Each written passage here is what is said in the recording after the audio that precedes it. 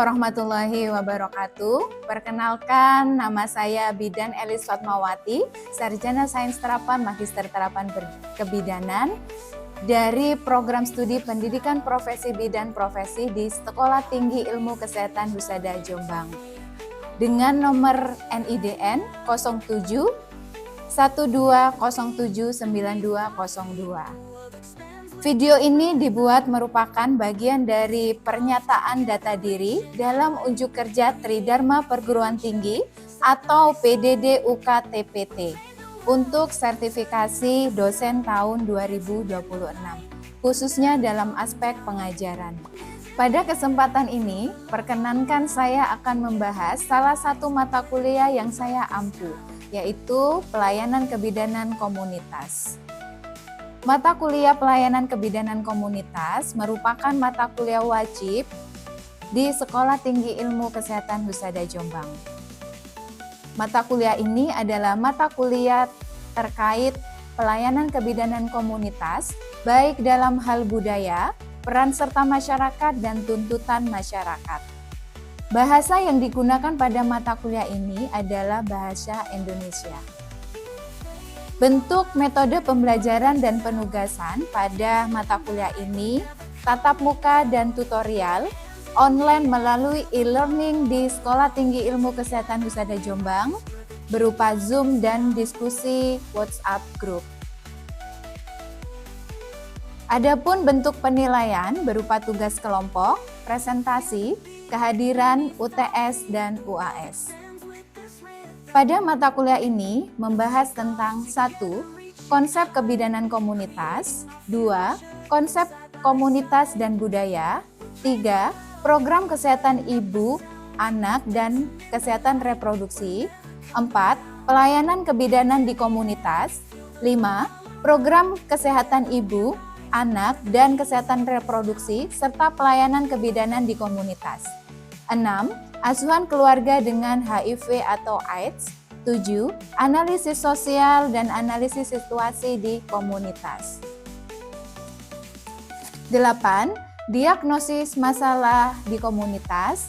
9. Advokasi, negosiasi, dan membangun kemitraan di komunitas. 10. Pengembangan wahana atau forum PSM. 11. Pencatatan dan pelaporan di komunitas. Capaian pembelajaran lulusan pada mata kuliah ini ada 8, yaitu 1. Menguasai konsep teoritis ilmu kebidanan, manajemen, keputusan klinik, model praktek, sesuai etika secara mendalam. Kedua, menguasai konsep umum ilmu kesehatan masyarakat. Ketiga, mampu meningkatkan keahlian keprofesian pada bidang yang khusus melalui pelatihan dan pengalaman kerja. Keempat, mampu memberikan konseling, KIE, dan promosi kesehatan pada kasus kebidanan dengan HIV atau AIDS. Kelima, mampu menerapkan teori manajemen kebidanan komunitas yang berbasis pada partisipasi masyarakat untuk menyelesaikan masalah melalui pendekatan interprofesional. Keenam, mampu mendemonstrasikan langkah-langkah manajemen pelayanan kebidanan. Ketujuh, mampu mengaplikasikan teori dan praktek pengambilan keputusan. Kedelapan, manajemen dalam pelayanan kebidanan sesuai dengan kode etik profesi. Adapun capaian pembelajaran pada mata kuliah atau CPMK adalah sebagai berikut. Pertama, mampu menjelaskan konsep kebidanan komunitas dan budaya. Kedua, mampu mengidentifikasi program terkait kesehatan ibu, anak, dan kesehatan reproduksi. Ketiga, mampu mengidentifikasi pelayanan kebidanan di komunitas. Keempat, mampu menjelaskan asuhan keluarga dengan HIV atau AIDS. Kelima, mampu menjelaskan analisis sosial dan analisis situasi di komunitas. Keenam, mampu mendiagnosis masalah di komunitas. Ketujuh, mampu menjelaskan advokasi, negosiasi, dan membangun kemitraan di komunitas. Kedelapan, mampu menjelaskan pengembangan wahana forum PSM. Kesembilan, mampu melakukan pencatatan dan pelaporan di komunitas. Kriteria penilaian pada mata kuliah ini terdiri dari 1. Ujian 1 sebesar 20%, ujian 2 sebesar 20%, penugasan sebesar 30%, dan diskusi kelas sebesar 30%. Saksikan pembelajaran saya di kelas dengan topik bahasan gizi dan kehamilan dalam asuhan pelayanan di komunitas. Selamat menyaksikan. Assalamualaikum warahmatullahi wabarakatuh. Waalaikumsalam warahmatullahi wabarakatuh. Selamat siang, salam sejahtera bagi kita semua. Siang, Bu. Baik, sebelum perkuliahan dimulai, silakan satu orang memimpin doa. Sebelum kita memulai pelajaran pada hari ini, mari kita berdoa membuat halaman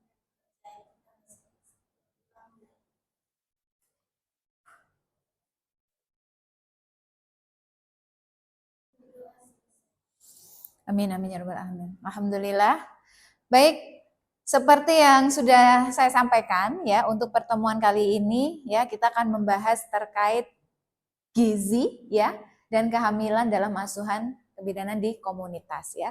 Kalau pertemuan sebelumnya kita sudah membahas terkait ya pemeriksaan ya kehamilan di komunitas. Maka sekarang kita konsen lebih ke gizi dan kehamilannya ya. Oke. Ini sudah lengkap semua ya? Oke, baik. Jadi sambil ini ya menyimak materi, silakan ya untuk mengisi absensi. Oke? Nah, gizi dan kehamilan ya. Ini erat kaitannya ya. Kenapa? Karena ketika ibu hamil ya, ibu hamil dinyatakan konsepsi ya atau positif ya, secara tidak langsung kesiapan gizi juga perlu diperhatikan ya. Maka di dalam komunitas ya itu juga peran bidan penting sekali ya. Penting sekali untuk apa? Mengedukasi terkait gizi ya pada ibu hamil, apalagi di komunitas ya. Karena bidan di dalam pelayanan komunitas tidak hanya memberi asuhan hanya satu ibu hamil ya, tetapi bagaimana keseluruhan ibu hamil di dalam komunitas itu. Dari sini bisa diterima, dipahami? Oke, ya. Nah, kita kembali review lagi terkait definisi kehamilan ya. Jadi hamil itu ya terjadi setelah proses konsepsi ya. Konsepsi ya. Jadi kehamilan normal itu berlangsung sekitar 38 sampai 40 minggu. Itu istilah dari kebidanan ya. Kalau biasa orang mengistilahkan ya, orang awam itu adalah berapa bulan Bu, begitu ya. Nah, kalau kita di tenaga medis ya itu minggu ya atau 266 hari ya atau sekitar kalau bulan 9,5 bulan ya. Nah 38 minggu ini pasca ovulasi sampai dengan 40 minggu ya, itu dihitungnya dari akhir atau hari akhir pertama haid, HPHT, hari pertama haid terakhir ya. Nah, jadi dipastikan itu pemeriksaannya pasti itu dengan cek laboratorium dan ini ya USG ya. Selain itu juga ada tanda-tanda fisik yang mendukung lainnya ya. Jadi hamil itu kan ada tanda pasti dan tanda tidak pasti ya. Yang pasti harus dengan ini. Karena ketika di USG itu ya kalau terjadi konsepsi di dalam rahim seorang perempuan ya berarti ada kantong kehamilan ya. Dibuktikan dengan apa? Cek laboratorium berarti cek iya. Plusnya berapa? Atau garis? Oke, good. Nah, sekarang terkait dengan pertambahan berat badan ibu selama hamil, ya. Nah, berat badan sebelum konsepsi, ya, dan pertambahan berat badan selama hamil itu indikator penilaian gizi dalam ibu hamil, ya. Apalagi kalian kalau di komunitas tidak hanya memeriksa satu ibu hamil, ya, tetapi bagaimana kalian bisa menilai seluruh jumlah ibu hamil yang ada di komunitas tersebut. Nah, bidan di sini ya perannya tidak hanya satu, ya. Selain menilai, juga harus melakukan deteksi dini, ya, atau komplikasi ibu hamil. Apalagi kalau di komunitas tuh tidak hanya satu, Kalau ada 20 gimana Bu? Ya semuanya dideteksi ya. Nah, itu ya. Makanya di kebidanan komunitas ya, namanya aja komunitas. Berarti di komunitas ya. Nah, berat lahir berkorelasi positif dengan pertambahan berat badan total selama kehamilan. Ya. Kalian di asuhan kebidanan kehamilan ya pasti sudah pernah mempelajari bagaimana kenaikan berat badan ibu hamil normalnya berapa ya, dari setiap minggu, setiap bulan ya, triwulan pertama, kedua sampai ketiga. Ya, kalau memang lebih dari 10 kilo dari jumlah berat badan sebelum dan sesudah atau pada saat hamil, maka kalian perlu curiga atau deteksi dini ya. Pada siapa? Ibu. Pada siapa? Iya. Kalau di komunitas ibu hamilnya 10 nih. Berarti kalian deteksi berapa ibu hamil? 10. Oke, good ya. Nah, ini American College of Obstetrics and Gynecology ya menganjurkan pertambahan berat badan selama hamil. Nah, berapa? 10. Nah, kalau kurang dari ini berarti curiga adanya gizi kurang. Kalau lebih dari sini adanya iya, atau obesitas pada ibu hamil. Yang nanti risikonya, ya komplikasinya kepada siapa? Iya, kalau di dalam kandungan berarti istilahnya adalah janin. Oke, dari sini bisa diterima dipahami? Oke, good. Ya, nah, laju bertambahan berat badan pada trimester 1 sebaiknya rentang 1 sampai 2 kilo, ya. Atau sekitar 350 sampai 400 gram per minggu. Jadi Bu Bidan ya, silahkan dinilai ya pertambahan berat badan ibu hamilnya. Kalau di komunitas berarti di mana pelaksanaan pelayanannya? Di komunitas nih. Bu Bidan, pos atau di Poskesdes atau di Polindes ya. Nah, itu. Kemudian trimester 2 dan 3 itu sekitar 0,34 sampai 0,50 kilogram tiap minggu. Kenapa kok semakin berkurang? Kira-kira kenapa? Karena trimester awal atau triwulan pertama ya, itu memang kebutuhan ya dasar dari ibu hamil. Apalagi itu proses ya pembentukan otak ya. Nah, maka 3 bulan pertama itu perlu diperhatikan gizinya. Oke. Next, triwulan kedua, ketiga, trimester 2, trimester 3 ya. Itu penambahannya sedikit. Karena apa? Karena dasarnya udah terbentuk. Ya. Tinggal menambahkan atau menyempurnakan saja. Oke? Oke. Nah, kenaikan berat badan tersebut karena selama hamil terjadi perubahan-perubahan ya, antara lain ya 2 minggu setelah konsepsi. Kan ini fase proliferasi ya dari sel-sel dengan cepat sehingga plasenta terbentuk karena plasenta sebagai transfer ya apapun itu dari ibu ke janin. Jadi ibaratnya jembatannya itu plasenta ya. Mau ibunya makan es krim, mau ibunya makan geprek ya. Transfernya dari plasenta. Oke ya. Nah, pada minggu kedua sampai dengan ke-8 ya sebagian besar organ mulai dibentuk seperti jantung, ren atau ginjal, paru ya, hati dan rangka. Ya. Rangka adalah tulang, baik tulang belakang maupun tulang-tulang pada tubuh manusia atau janin ya. Nah, penelitian pada tikus pada tahap ini bila defisiensi vitamin A, B2, B6, B12 atau asam folat tidak optimal, maka akan terjadi cacat bawaan atau kelainan kongenital. Maka harus diperhatikan. Minggu kedua berarti masuk trimester pertama, maka kebutuhan suplemen untuk ibu hamil pada trimester pertama asam folat. Penting banget ya. Nah, minggu ke-8 sampai dengan lahir pertumbuhan janin cepat ya, signifikan. dan terbentuk cadangan pada ibu untuk persiapan apa? Kelahiran dan menyusui atau produksi ASI. Good. Terjadi hiperplasi atau hipertrofi pada sel-sel dan suplemen nutrisi sangat penting, ya. Terutama dalam bentuk energi dan protein. Karena dibagi, apalagi kalau gemeli, ya. Tahu gemeli? Apa? Yes. Maka kebutuhan yang seharusnya 500 menjadi dibagi atau meningkat, ya. Karena 3 nih, ibu, janin pertama dan janin kedua. Oke. Nah, sekarang keadaan lazim yang terjadi selama hamil, ya. Jadi kalau ibu hamil nih ya, Bu Bidan, tadi saya itu mual muntah. Kenapa nih? Hal ini wajar apa tidak? Bu Bidan harus kasih edukasi, ya.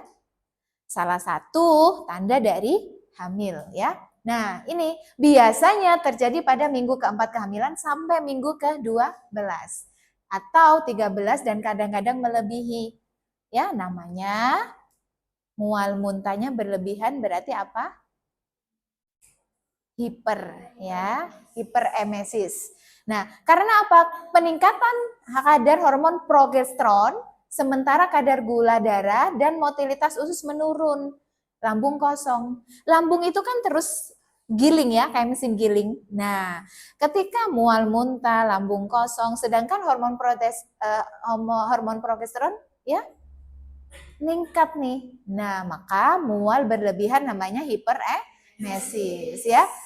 Nah, ketika ini maka harus diperhatikan ya, kurang cairan atau elektrolit, maka kadang lemas ya. Nanti Bu Bidannya kasih edukasi apa? Bagaimana cara mengatasi mual muntah dengan makan yang sedikit tapi sering. Kemudian makan yang tidak mengandung apa?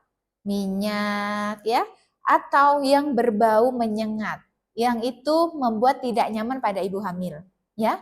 Jangan, Bu sering minum susu ya, itu masih hiperemesis, kalian sering, ya boleh, tapi tidak berlebihan. Kalian harus nilai ya kebutuhan gizinya ya berdasarkan keluhan. Nah, selanjutnya keracunan kehamilan atau toksemia. Jadi keracunan itu tidak hanya pada orang tidak hamil, tapi pada ibu hamil juga mengalami toksemia. Nah, ini merupakan penyakit hipertensi akut yang terjadi pada minggu ke-20 atau trimester ke-3. Ditandai dengan tekanan darahnya naik, ya, tinggi, kenaikan berat badan yang pesat, dan terjadi odema. Apa odema? Yes, good. Jadi bengkak, bisa di muka, di kedua tangan sampai dengan kaki. Nah, itu curiga toksemia ya, kehamilan atau keracunan. Apalagi ditandai tekanan darahnya 140 ya, sistolnya. Diastolnya bisa 100 ya atau bahkan lebih. Dan ditambah juga dengan pemeriksaan laboratorium, urin proteinnya plus. Oke? Itu ya. Nah, faktor risiko kehamilan, berat badan sebelum hamil ya kurang dan selama hamil kenaikannya tidak sesuai. Cenderung kurang dari 10 atau berlebihan 13 sekian. Ya, itu merupakan faktor risiko. Keadaan gizi ibu kurang, maka diperhatikan asupan sebelum hamil dan selama hamil ya. Karena itu penting, dan status sosial ekonomi. Karena ini menyumbang ya atau merupakan faktor yang menyumbang ibu itu gizinya bagaimana, kemudian periksanya di mana ya. Apalagi mohon maaf nih, sudah status ekonominya menengah ke bawah, kemudian tidak punya BPJS. Nah, jarang periksa lagi. Kira-kira kalian kalau jadi bidan desa aware nggak dengan kasus itu? Nah, kira-kira kalian mau nggak home visit?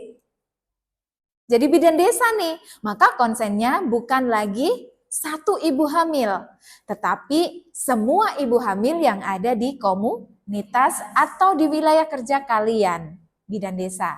Oke? Gitu ya. Nah, kebiasaan hidup. perokok, minum-minum alkohol, ya, atau penggunaan drug abuse, ya, atau penggunaan obat terlarang, ya. Apalagi usia ibu kurang dari 20 tahun atau lebih dari 35 tahun, ya.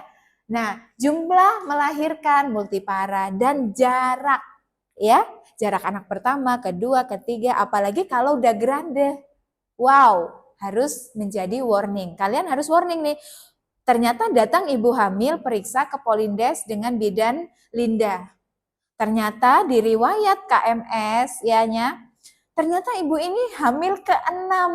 Wow, jadi harus warning Bu bidan Linda nih. Apalagi usianya.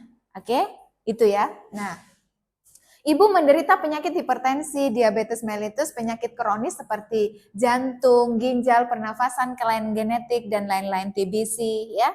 Apalagi terkait dengan kuning atau apa? Penyakit kuning. Iya, ya.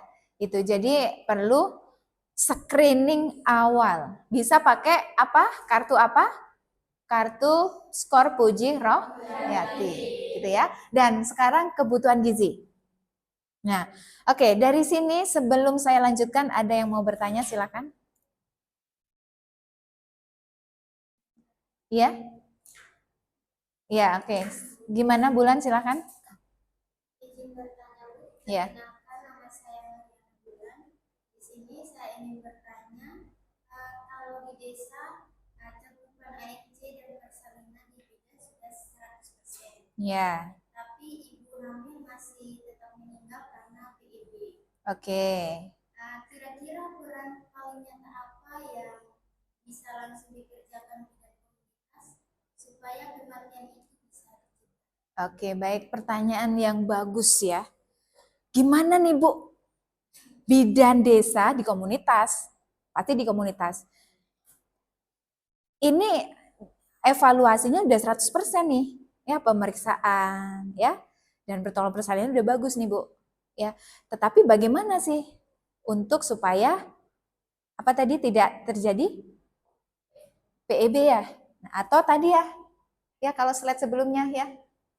Nah, toksemia. Nah, ini konsennya kan di kebidanan komunitas, bidan desa nih. Kerjanya udah bagus, tapi kok masih ada nih Bu, toksemia PEB, preeklamsi berat, benar? Yang itu berkontribusi pada angka kematian ibu. Tadi saya sempat singgung, kartu skor Puji. Berarti hal yang paling penting yang dilakukan bidan desa awal adalah deteksi dini. Menggunakan instrumen kartu skor Puji Rohayati. Itu paling penting Bulan. Ya, calon bidan. Berarti Bulan beda ini ya siap jadi bidan desa nih. Siap ya. Jadi itu awal.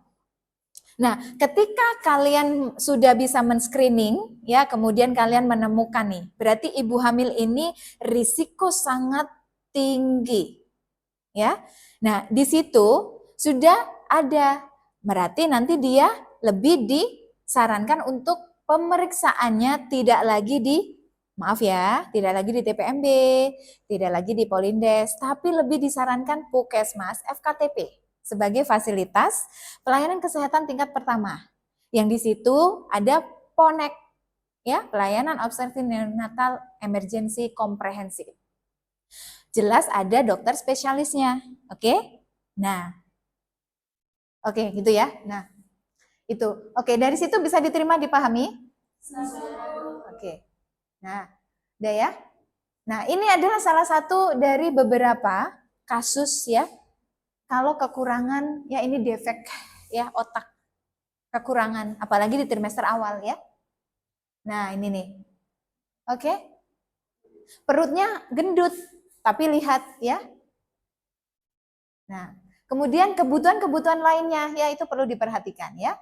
Nah, pesan penting bagi ibu hamil ya, makan minum lebih banyak daripada saat tidak hamil ya. Nah, untuk mencegah anemia banyak makan makanan sumber zat gizi, khususnya apa? Zat besi ya. Kalian tahu ya, apalagi wajib minum tablet tambah darah. Apalagi untuk mencegah gigi dan tulang rapuh, ya, kacang-kacangan, bahkan ada kalek. Saya dulu begitu ya, jadi 90. Nah, status gizi ibu dan pertumbuhan janin ya. Kalau dampaknya kurang gizi sama hamil, nah ini nih risiko komplikasi anemia, perdarahan, berat badan ibu tidak bertambah dengan normal dan terkena penyakit infeksi salah satu toksemia atau keracunan pada ibu hamil, termasuk preeklamsi ringan dan preeklamsi berat. Kalau terhadap janin, gangguan tumbuh kembang janinnya, keguguran, IUFD, ya, kematian atau kelainan kongenital, apalagi anemia pada bayi, apalagi infeksi atau asfiksia intrapartum. Nah, IUFD nih, langsung ya IUFD dan BBLR atau FAS ya. Nah, terima kasih. Ada lagi satu pertanyaan, silakan. Ya, Eli. Izin bertanya sebelumnya, perkenalkan nama saya Nurul Mandani. Di sini saya izin bertanya Bu, dalam praktik kebidanan komunitas, strategi seperti apa strategi edukasi gizi seperti apa yang paling efektif untuk meningkatkan kesadaran masyarakat dalam pencegahan anemia pada ibu hamil dan juga stunting? Oke, baik, pertanyaan bagus. Karena ini untuk mencegah lebih baik daripada mengobati, ya. Oke, terima kasih Eli. Jadi strateginya apa nih untuk bu bidan di komunitas supaya mencegah adanya anemia pada ibu hamil dan stunting?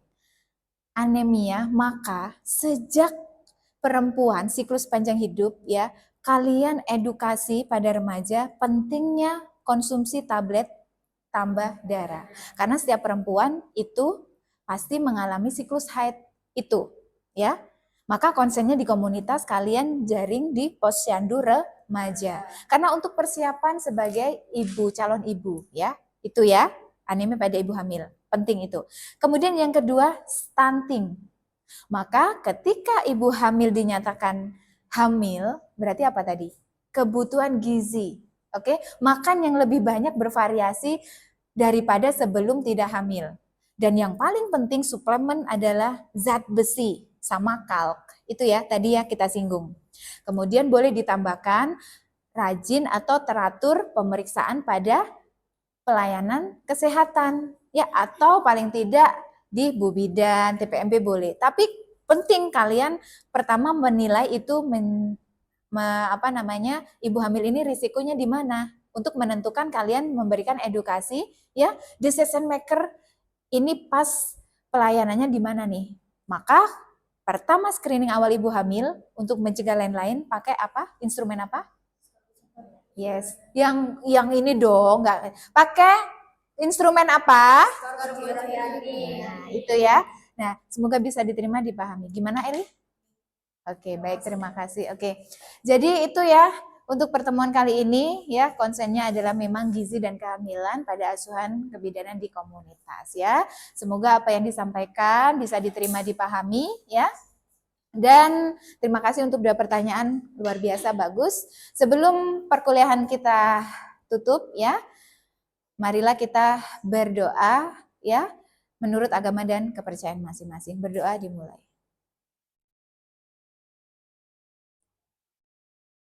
Berdoa selesai. Oke, terima kasih atas energinya, waktunya ya. Dan selamat beraktivitas di perkuliahan berikutnya. Dan sampai jumpa di perkuliahan dengan saya di minggu depan. Oke, terima kasih. Assalamualaikum warahmatullahi wabarakatuh. Selamat siang. Waalaikumsalam warahmatullahi wabarakatuh. Siang, Bu. Makasih kembali, Bu. Ya. Demikian informasi yang bisa saya sampaikan pada mata kuliah pelayanan kebidanan komunitas di Sekolah Tinggi Ilmu Kesehatan Husada Jombang. Terima kasih. Wassalamualaikum warahmatullahi wabarakatuh.